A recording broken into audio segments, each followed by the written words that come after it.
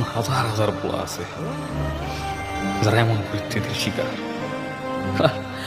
আমরা পোলারা কত বলদ যে এই নে ভালোবাসা খুঁজে, আর মায়াকে একটু মিষ্টি কথা দিয়ে প্রেমে পড়ে দেয়।